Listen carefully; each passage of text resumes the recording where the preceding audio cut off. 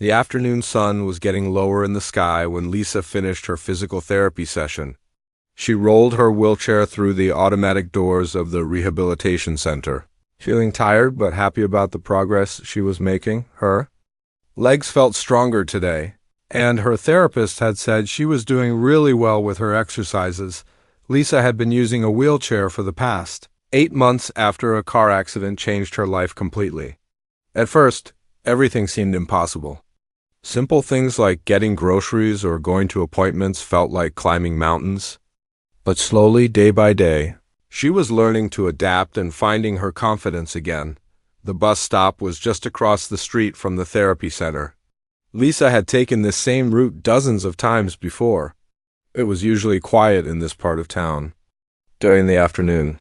Most people were still at work, and the area didn't have much foot traffic except for patients coming and going. From the medical buildings nearby, she checked her phone as she positioned her wheelchair at the bus stop.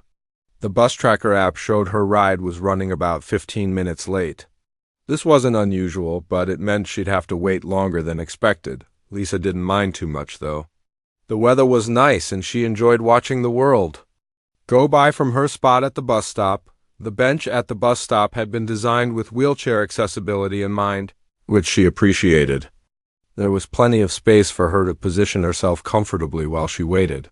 She pulled out her phone again and scrolled through some messages from friends who were checking in on how her therapy was going. Her best friend Jessica had texted, asking if she wanted to grab dinner later in the week. Lisa smiled as she typed back a response. Having supportive friends had made such a huge difference during her recovery. In the beginning, she had worried that people would treat her differently, or that she'd become a burden. But the people who truly cared about her had shown up in ways that sometimes brought tears to her eyes. The sound of motorcycle engines in the distance caught her attention. Lisa looked up from her phone and saw 3 bikes approaching from down the street. Motorcycles weren't uncommon in this area, so she didn't think much of it at first. She went back to her phone, responding to a few more messages, but the sound of the engines got louder and closer. When Lisa looked up again, she realized the 3 motorcycles were slowing down and pulling into the parking area right near the bus stop. The riders were all wearing leather jackets and bandanas, and their bikes were loud enough that she could feel the vibrations. Lisa felt a small flutter of nervousness in her stomach, but she tried to push it away. Just because someone rode a motorcycle didn't mean they were dangerous. She knew she shouldn't judge people based on how they looked or what they rode. Still, something about their presence made her feel uneasy. The 3 men parked their bikes and turned off the engines. The sudden quiet felt almost as unsettling as the noise had been. Lisa could hear them talking and laughing among themselves, but she couldn't make out what they were saying from where she sat. She glanced at her phone again, hoping to see that the bus had somehow caught up and would be arriving soon. No such luck. Still 12 minutes away according to the app. Lisa considered calling someone to pick her up instead, but she didn't want to bother anyone. Besides, she was probably just being paranoid. One of the bikers walked over toward the convenience store that was attached to the gas station nearby.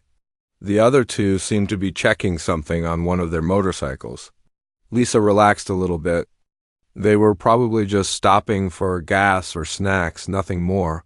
But then she noticed that the 2 who had stayed with the bikes kept glancing in her direction. At first, she thought maybe she was imagining it, but after a few minutes it became clear that they were definitely looking at her and talking about something. Lisa's heart started beating a little faster. She tried to focus on her phone, pretending to be busy with something important. She opened up a game app and started playing, hoping it would make her look occupied and uninteresting.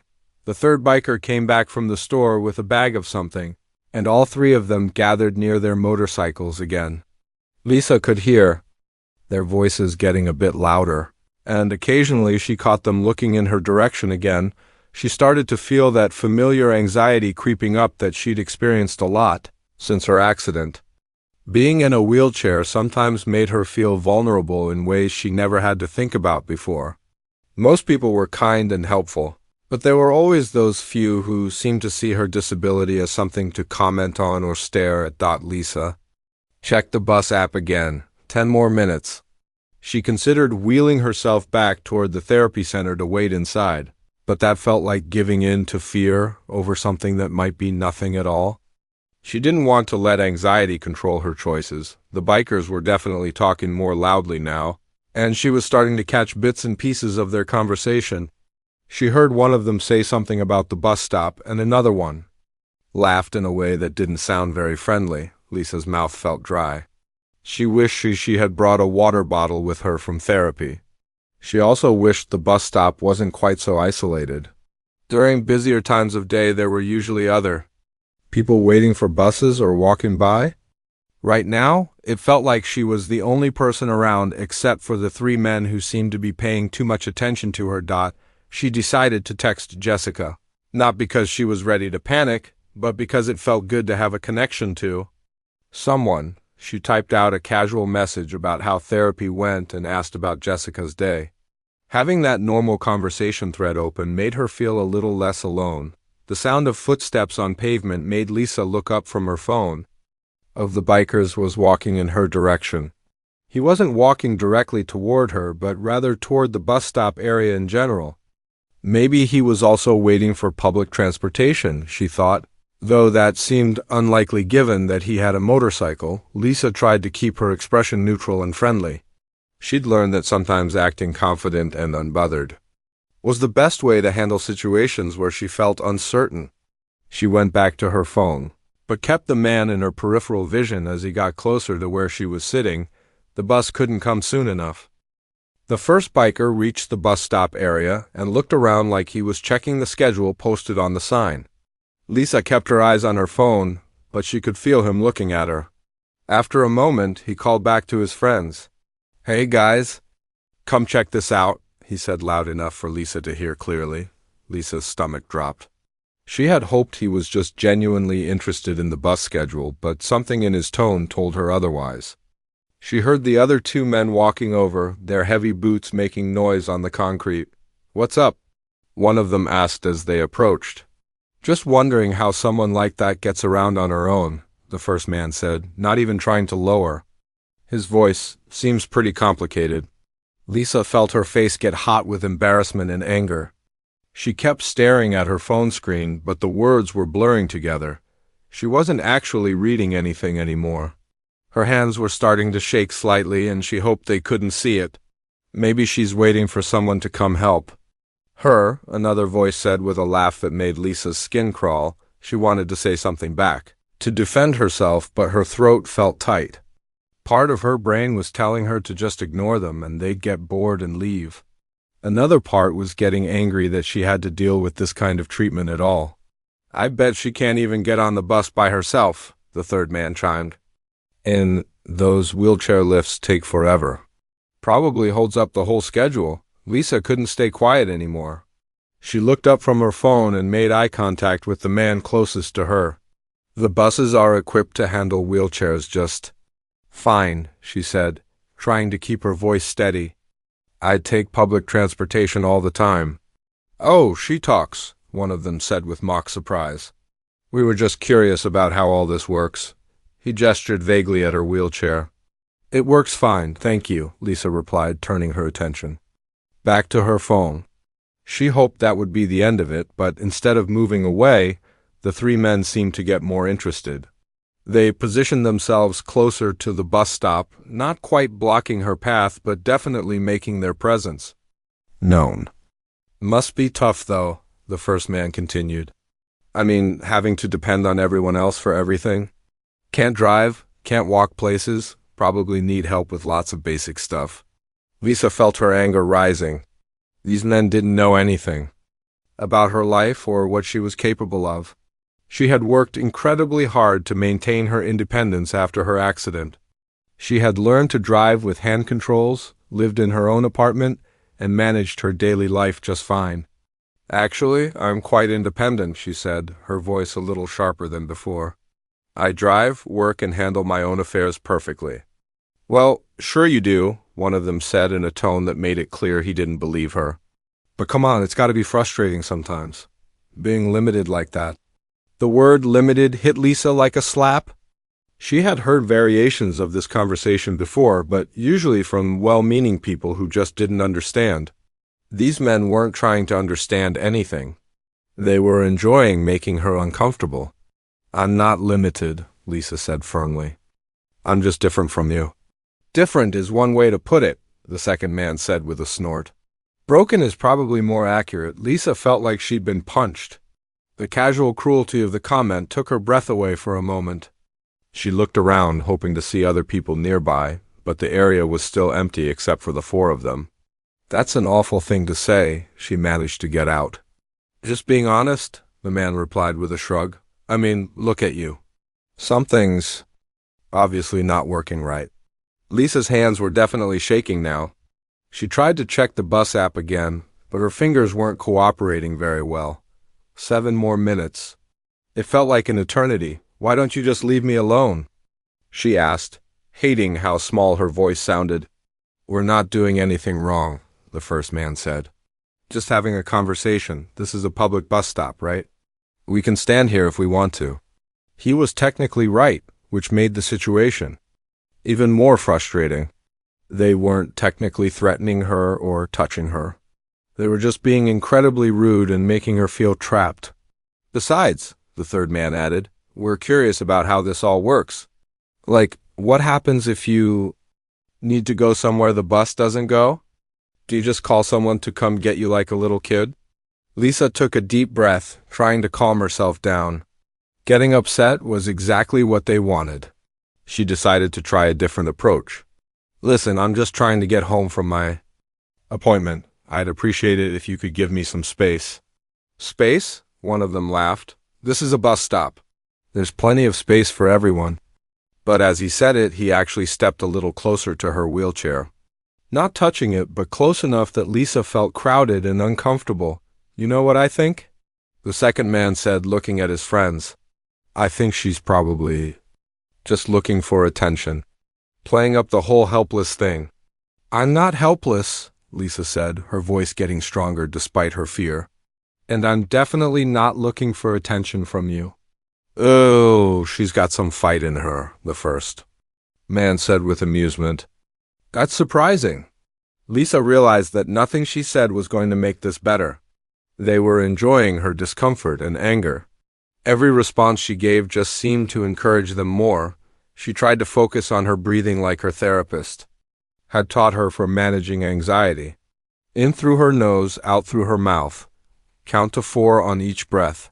But it was hard to concentrate with 3 men looming around her making comments. The bus app showed 5 more minutes. Lisa started calculating whether she could make it back to the therapy center before they decided to do something worse than just talk. Her wheelchair could move pretty fast when she needed it to, but she'd have to get past them first. "What's wrong?" one of them asked, noticing her looking around nervously. "You seem upset about something." "I wonder why," Lisa muttered under her breath. "What was that?" the man asked, stepping even closer. "Couldn't quite hear you." Lisa's heart was pounding now. The situation was escalating, and she didn't know how to make it stop.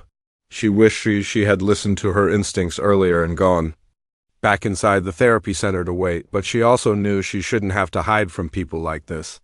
She had every right to use public transportation and wait at bus stops without being harassed. The unfairness of the whole situation made her even angrier. 4 more minutes until the bus arrived. Lisa held on to that thought like a lifeline.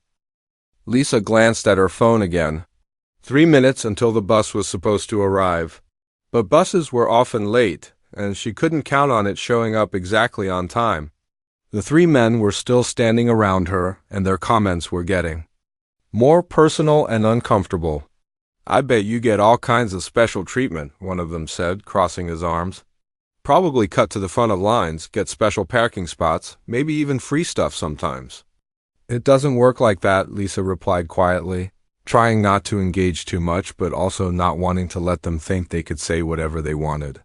"Sure it does," another man jumped in. "My cousin works at the airport, and he says people in wheelchairs get to board planes first, get better seats, all that stuff. Must be nice to have advantages like that." Lisa couldn't believe what she was hearing. These men actually thought being disabled came with perks and special treatment. They had no idea about the daily challenges, the extra time everything took, or the constant barriers she had to navigate. Those accommodations exist because things aren't designed for wheelchairs in the first place, she explained, immediately regretting giving them more to respond to. Sounds like excuses to me, the first man said with a shrug. Everything's got ramps now, special bathrooms, all that stuff. Society bends over backward for people like you. Lisa felt her frustration building. People like you. As if she was part of some group that was trying to make everyone else's life harder. As if she had chosen to be in a wheelchair just to inconvenience them. People like me just want to go about our daily lives without being bothered, she said, her voice getting a little firmer. Bothered? One of them laughed.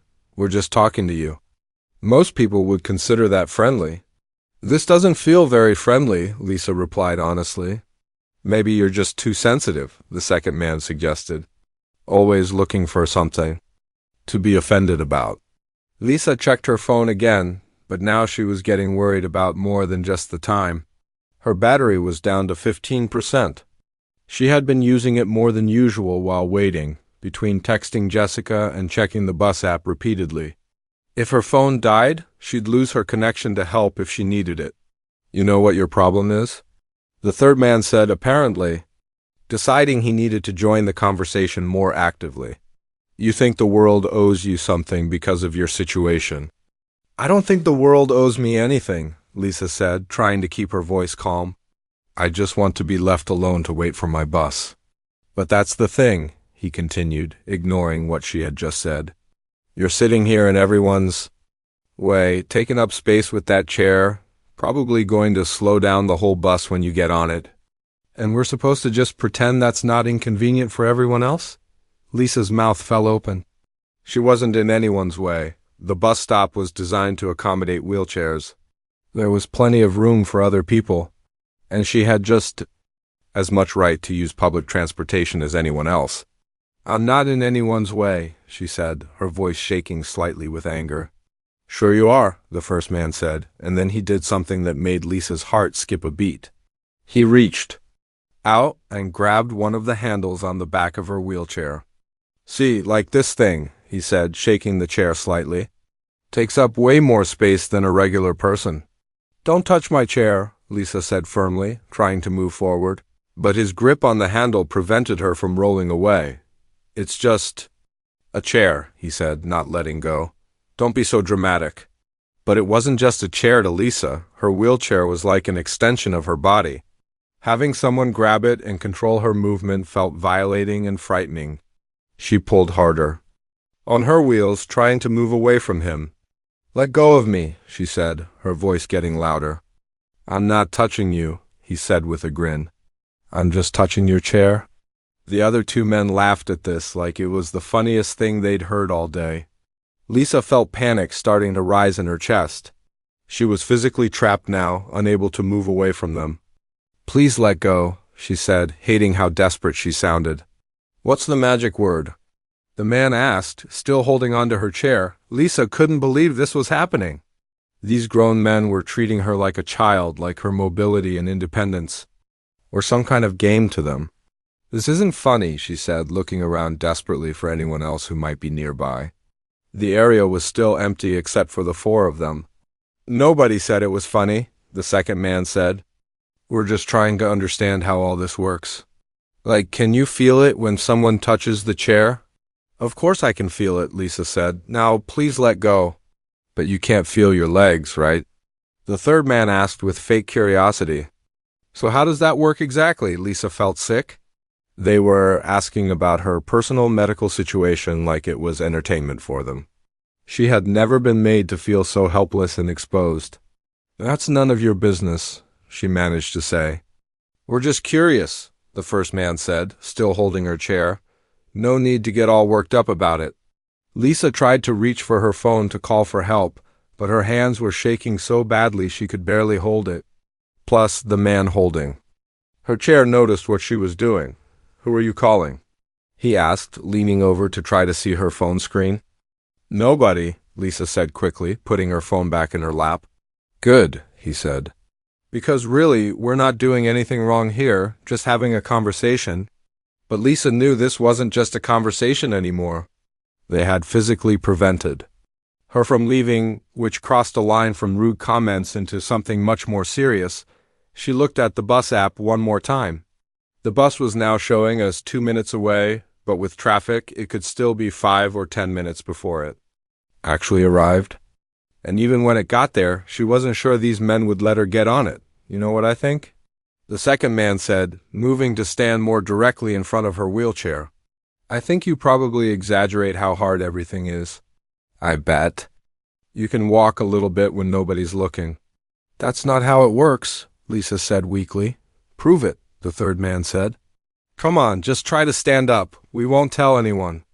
Lisa couldn't believe they were asking her to prove her disability to them. The whole situation felt surreal and terrifying. I don't have to prove anything to you, she said, finding a bit of strength in her voice. Maybe you do, the first man sighed, tightening his grip on her chair handles. Maybe we don't let you leave until you show us you really need this thing. Lisa's phone battery warning popped up on her screen. 10% remaining. Her lifeline to the outside world was about to disappear, and she was trapped at a bus stop with 3 men who seemed to think her disability was something they could question and control. The sound of a diesel engine in the distance caught her attention. Please let that be the bus, she thought desperately. The diesel engine sound got closer, but as it passed by, Lisa's heart sank. It wasn't her bus at all. It was just a delivery truck heading down the main road. She was still trapped with these 3 men, and her phone was dying. Looks like your ride isn't coming anytime soon, the man holding her wheelchair said with a smirk. Guess you're stuck with us for a while longer. Lisa felt tears starting to form in her eyes, but she blinked them back. She refused to let these men see her cry. That would probably just encourage them even more. The bus will be here soon, she said, trying to sound more confident than she felt. Maybe, the second man said, checking his own phone. But buses break. Down all the time. Could be hours before another one comes. Lisa knew he was probably just trying to scare her, but the thought of being stuck here for hours made her stomach turn. Her phone buzzed with a text message, and she looked down to see Jessica had replied to her earlier message. Hope therapy went well. Want to grab coffee tomorrow? For a split second, Lisa considered typing back asking for help. But what could Jessica do? She was probably at work, and even if she dropped everything to come help, it would take at least 20 minutes to get here. Lisa wasn't sure she had 20 minutes. Who's texting you? The third man asked, trying to look over her shoulder at her phone screen. Just a friend, Lisa said, angling her phone away from him.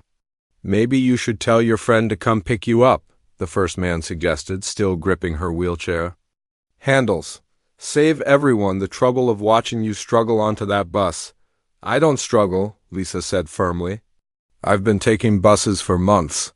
Sure looked like a struggle to me last time I saw someone like you trying to get on, the second man said. Took forever, held up the whole schedule. Everyone on the bus was getting annoyed. Lisa doubted he had actually witnessed this, but his words still stung. She had encountered impatient people before, but most bus drivers and passengers were understanding about the extra time the wheelchair lift required. People are generally pretty patient, she said. Yeah, right, the third man laughed. People are just too polite to say anything, but everyone's thinking it. Lisa's phone battery dropped to 5%. She quickly switched it to low power mode, hoping to squeeze a few more minutes out of it. The bus app showed her ride was still 1 minute away, but she had learned not to trust those estimates completely. Battery dying? The man holding her chair asked, noticing her checking her phone again. It's fine, Lisa lied. Doesn't look fine to me, he said. What happens when that thing dies? How do you call for help then? The way he said it made Lisa's skin crawl. He was clearly enjoying the idea that she might be completely cut off from communication. I don't need to call for help, she said. The bus will be here any minute. Will it, though? The second man asked, looking down the street. Dramatically. I don't see any bus coming. Lisa looked in the same direction, hoping to prove him wrong, but the street was empty except for a few cars passing by. None of them were slowing down or showing any interest in what was happening at the bus stop. You know what I think? The third man said, moving even closer to her wheelchair. I think you should just call someone to come get you. This whole bus thing seems too complicated. I'm not calling anyone, Lisa said. I'm perfectly capable of taking the bus. Are you, though? The first man asked, giving her chair a little shake. Because from where I'm standing, it looks like you're having some trouble with basic transportation. Lisa gripped her phone tighter, fighting the urge to try calling someone for help. She didn't want to give these men the satisfaction of seeing her break down and admit she was scared. Then she heard something that made her heart jump with hope. Another engine sound, but this one was different. It wasn't a motorcycle or a truck. It sounded like a car, and it was slowing down. A black SUV pulled into the parking area near the bus stop. Lisa couldn't see who was driving because of the tinted windows, but she felt a wave of relief that someone else was finally arriving. Maybe these men would back off now that there was a witness. The driver's door opened and a woman stepped out. She was tall and confident looking, wearing a navy blue business suit and carrying herself with the kind of authority that made people pay attention. Her hair was pulled back neatly, and she had on sensible but professional shoes. The woman looked around, taking in the scene at the bus stop. Her eyes moved from the 3 motorcycles to the 3 men standing around Lisa's wheelchair to Lisa herself. Even from a distance, Lisa could see the woman's expression change as she realized what was happening. "Excuse me," the woman called out as she walked toward them. Her voice was clear and carried easily across the space. "Is everything all right over here?" The 3 men turned to look at her, and Lisa noticed they seemed a bit surprised by her sudden appearance. The man holding her wheelchair loosened his grip slightly but didn't let go completely. "Everything's fine?" the first man called back. "Just having a conversation." The woman continued walking toward them, her pace steady and purposeful. As she got closer, Lisa could see that she had kind eyes but a very serious expression. "It doesn't look fine to me," the woman said, stopping about 10 feet away from the group. "It looks like this young lady might need some space." "This is none of your business, lady," the second man said, his tone becoming more defensive. "We're not doing anything wrong." "I can see what you're doing," the woman replied calmly, "and I'm making it my business." Lisa felt a surge of gratitude toward this stranger who was willing to step in and help. She still didn't know who the woman was or why she had stopped, but she was grateful beyond words that someone had finally arrived. "Look, we're just talking to her," the third man said. "There's no law against talking to people at a bus stop." "You're right," the woman said, moving a step closer. "There's no law against talking. But there are laws against harassment and unlawful restraint." The way she said unlawful restraint made all 3 men look at each other. Lisa noticed the first man's grip on her wheelchair handles tightened again, like he was nervous. "Nobody's restraining anybody," he said, but his voice sounded less confident than before. "Then let go of her wheelchair," the woman said simply. "It's just a chair," the man replied, but he didn't release his grip. "It's her mobility device," the woman corrected him. "And grabbing it without permission is assault." Lisa's heart was pounding, but for the first time since this whole situation started, she felt like maybe she wasn't completely helpless. This woman clearly knew what she was talking about, and she wasn't backing down from the 3 men. "Who are you anyway?" the second man asked. "Some kind of lawyer or something?" The woman reached into her jacket pocket and pulled out something that made all 3 men take a step back. It was a badge. "Detective Rodriguez," she said, her voice taking on an even more authoritative tone. "And you gentlemen are about 30 seconds away from being arrested if you don't step away from this young lady right now." The word arrested seemed to hit the 3 men like a splash of cold water. The first man immediately let go of Lisa's wheelchair handles and took several steps backward. His 2 friends moved away from the bus stop area as well, suddenly looking much less confident than they had just moments before. "We weren't doing anything illegal," the second man said, but his voice had lost all its earlier swagger. Harassment, intimidation, and unlawful restraint are all illegal, Detective Rodriguez replied calmly, keeping her badge visible, and I witnessed all three. Lisa felt like she could breathe properly for the first time in 20 minutes. The relief of being able to move her wheelchair freely again was overwhelming. She rolled forward slightly, putting more distance between herself and the men who had been tormenting her. Look, we were just talking to her, the third man tried to explain. We didn't mean any harm. You grabbed her wheelchair and prevented her from leaving, the detective said firmly. That's not just talking, that's physical restraint. It was just a chair, the first man mumbled, but even he seemed to realize how weak that excuse sounded. Would you like me to grab your motorcycle and prevent you from leaving? Detective Rodriguez asked. It's just a bike, right? The man didn't answer, which Lisa thought was probably the smartest thing he'd done all afternoon. Here's what's going to happen, the detective continued, her voice professional but stern. You three are going to get on your motorcycles and leave this area immediately. And if I ever see you bothering anyone like this again, you'll be spending the night in jail. We have just as much right to be here as anyone else, the second man said, trying to sound defiant but mostly just sounding petulant. You absolutely do, Detective Rodriguez agreed. But you don't have the right to harass and intimidate other people. So you can choose to leave voluntarily, or I can arrest you right now and let you explain to a judge why you thought it was acceptable to terrorize a young woman at a bus stop. Lisa watched the three men exchange glances, clearly trying to decide. If they wanted to push their luck any further, she hoped they would just leave. She was exhausted from the whole ordeal and wanted nothing more than to get on her bus and go home. This is ridiculous, the first man said, but he was already walking toward his motorcycle. We weren't doing anything wrong. Then you won't mind if I run your license plates through the system? Detective Rodriguez said casually.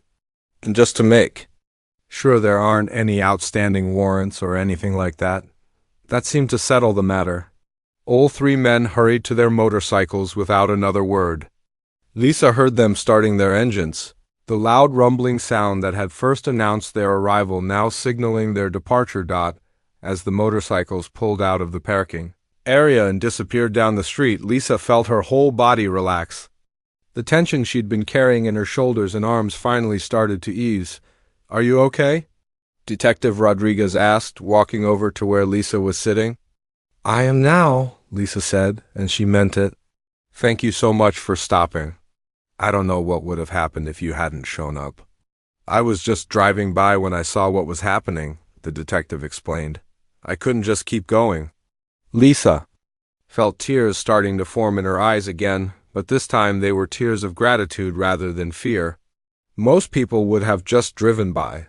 Thank you for caring enough to stop. Anyone decent would have done the same thing, Detective Rodriguez said, though Lisa knew that wasn't necessarily true.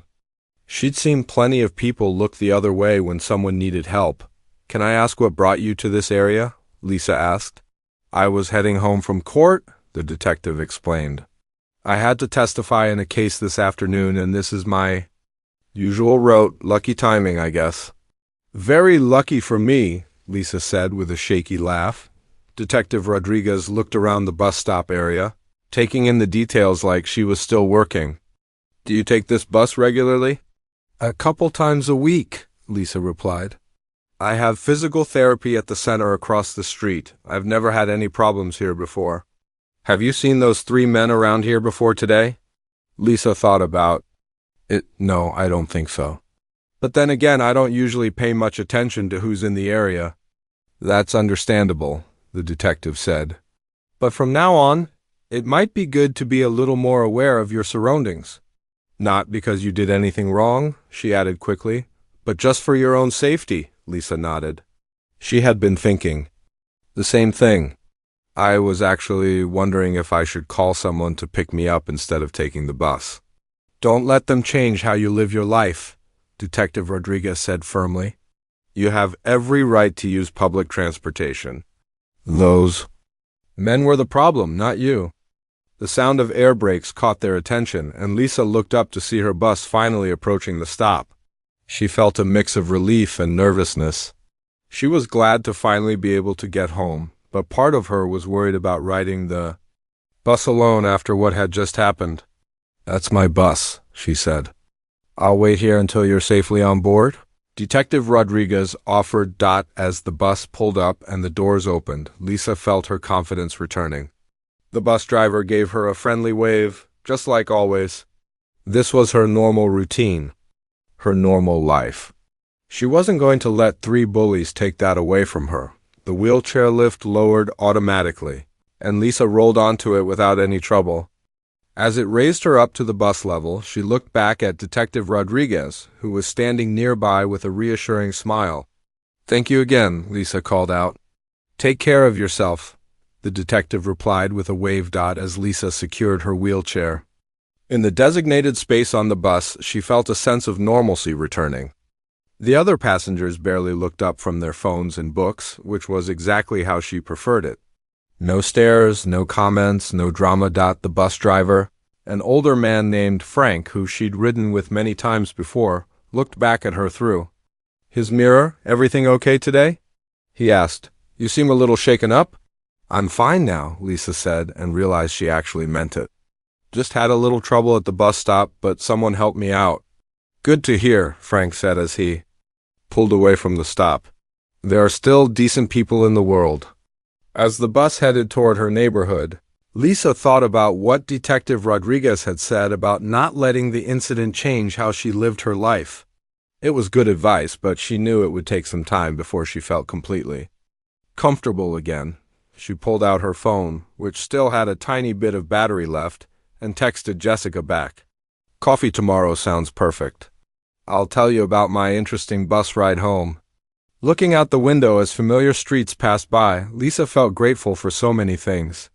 Grateful for Detective Rodriguez's intervention, grateful for Frank's kind concern, grateful for friends like Jessica who cared about her, and grateful for her own strength in handling a difficult situation. Most of all, she was grateful to be going home, safe and sound, ready to face whatever tomorrow might bring.